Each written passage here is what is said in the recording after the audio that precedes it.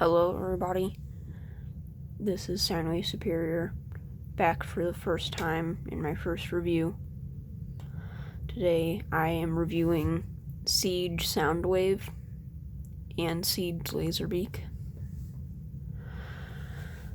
So first off, I put him in his best mode, which is his robot mode, and his robot mode is probably the closest thing to the original G1 cartoon that we've gotten throughout the entire Seige line. So, of course, normally with Soundwave, you have the tape deck gimmick. Laserbeak slides in very nicely. Something that I noticed is he actually looked like the back of the original G1 Laserbeak. Just for comparison, here is G1 Laserbeak Walmart reissue.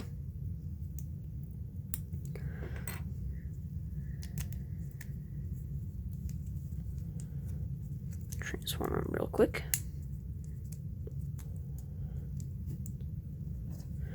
So you can see down to every detail on the sticker is translated onto the wings of Laserbeak. So the adaptation of him being G1 Laserbeak, got a cat hair right here, not included. Every detail on the sticker is translated onto the Seige Laserbeak's wings, as well as his head being around the same place. So for transformation for Laserbeak, you flip out the wings, come to the bottom, flip down the feet, grab his head, and fold that out, and fold up his thruster, and there you have Seige Laserbeak in his Condor mode. I think that it looks very close to the G1 Laserbeak, although this thruster part back here is missing guns, which I really would have liked to see. His feet do have pegs on them, and there are Seige ports on the back for blast effect pieces. There's 3 of them. So setting him off to the side. Oh, and for a quick comparison, here he is next to G1 Laserbeak.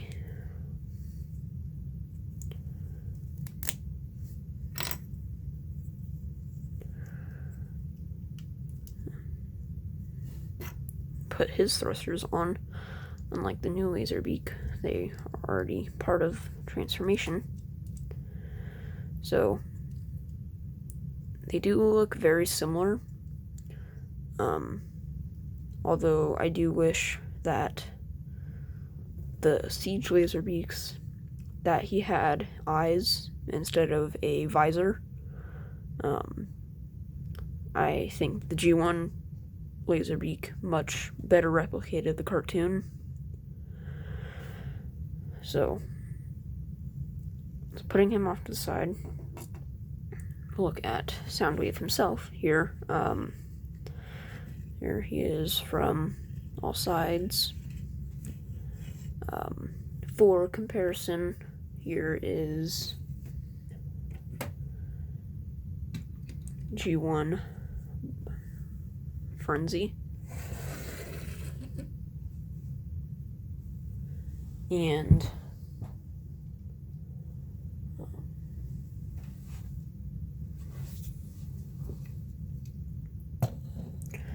Seige Flywheels, or Flywheels is fine.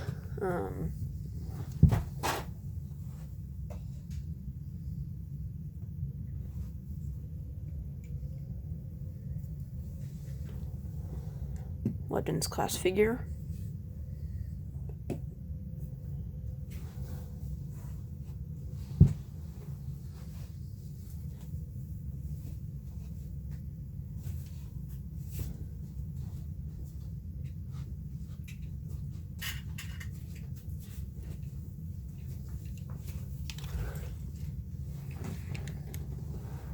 G1 hot rod, and Studio Series Bumblebee.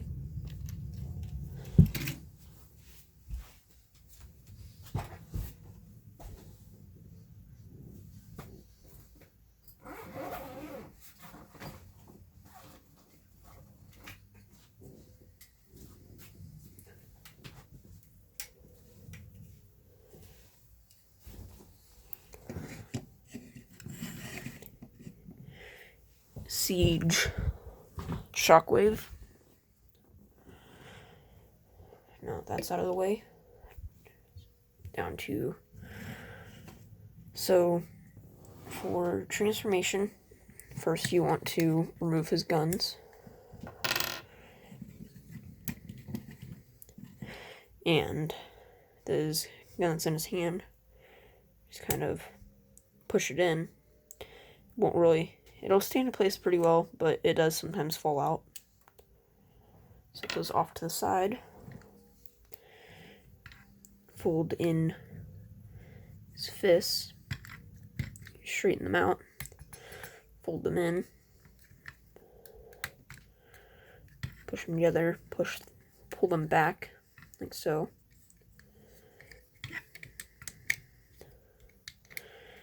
Pull this up, use that to hinge down this back piece right here. Then you can fold in his head. Coming down to the legs, unfold these pieces, fold these flaps out, fold up the feet, and then push it back down in place, make sure it stays in nicely. Do the same to the other leg, put that in, fold that down, and then fold in the legs. They will tab together, like so. Come to the back, this piece up, fold these pieces down for now, tab that into place, extend this piece out right here, oh yeah, and kind of pull this out this side, and then pull this flap, little antenna piece all the way up, fold it down. So once you have that, down on the feet, get these panels, will peg into place. Do the same on this side. Make sure everything tabs in nicely. And you can come up here, this in, make sure everything tabs in together nicely. So, and then you fold these arms down until they click into place, like that. And then you peg the hands together, kind of flip out these skid pieces right here, and fold these ones out. And then there you have Soundwave in his space barge mode. It's a very strange spaceship, especially a weird choice for them to have as an official mode, seeing as these are clearly his legs and his hands are just kind of chilling out right there. Now, cool little feature about this is that it's kind of like a loading dock in the back where you press down the eject button, and then you'd have like his little army of Cassetticons coming out the back right there. Kind of pulled a Starscream, putting his chest just on the back of his vehicle. So, vehicle mode comparisons. G1 Hot Rod. Studio Series Bumblebee.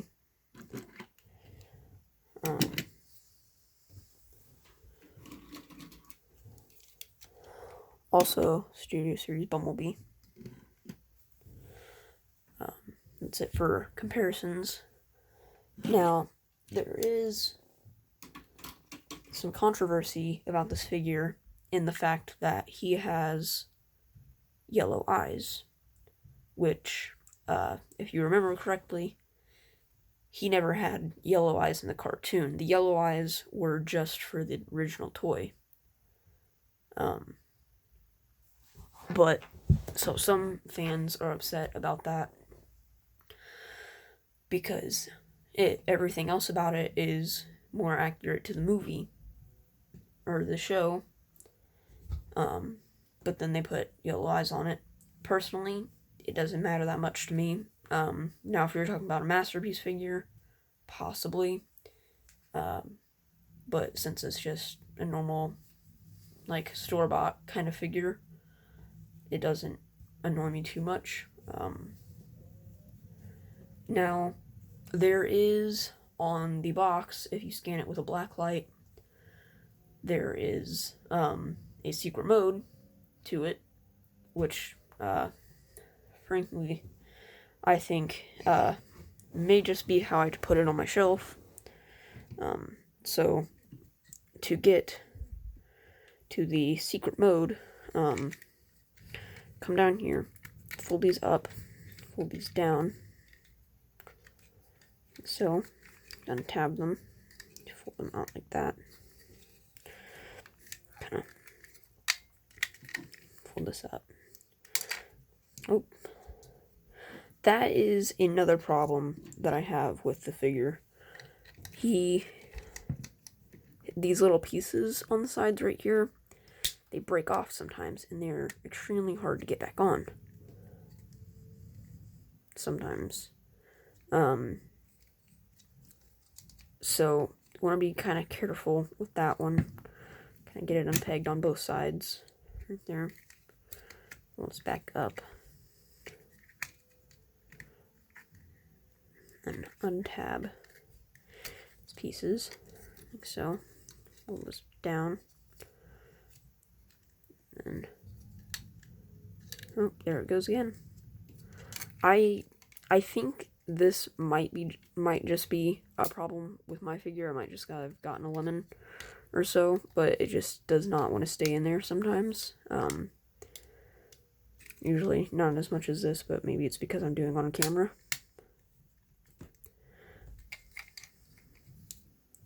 Here. Just gotta wedge it in there.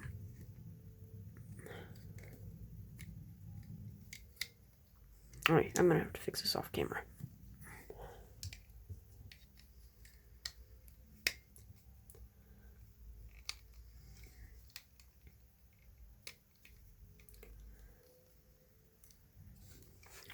There we go. So, first you fold that up, like so.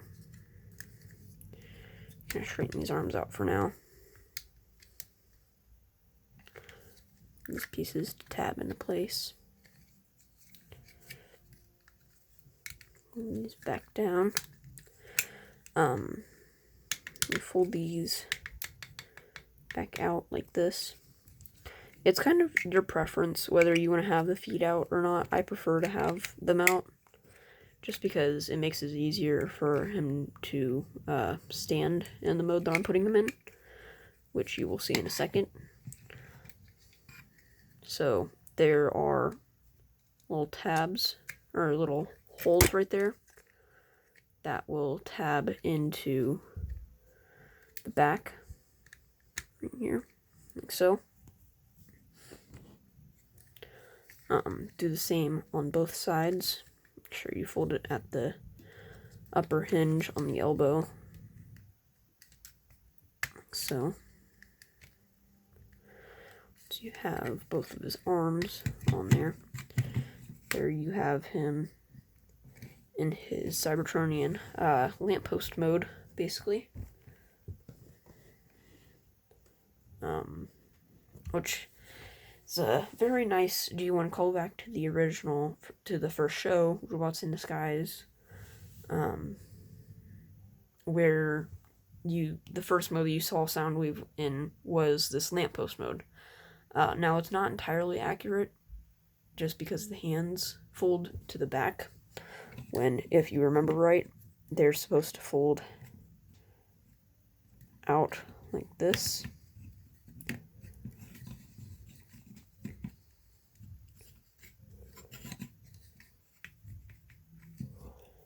He is more commonly shown like that on the street, which I find really, really nice for, especially being for an official mode.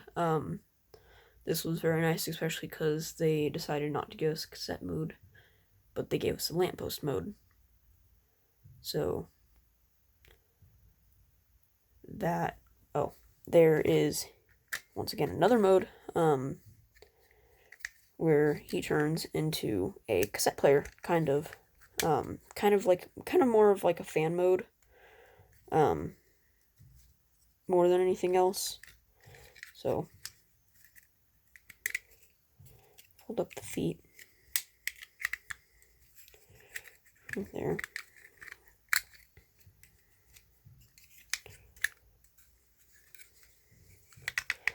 Just kind of fold them out.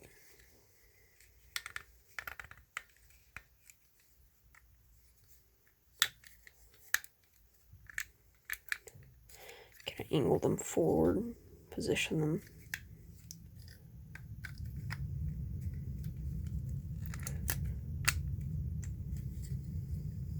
Make sure everything's flat. So, okay. So there he is in his kind of fan cassette player mode. Now it's not perfect. I know that there is a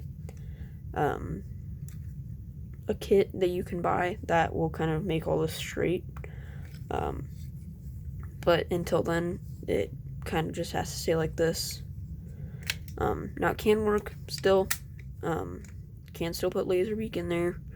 I do not have Ravage, so so this is Soundwave Superior signing out.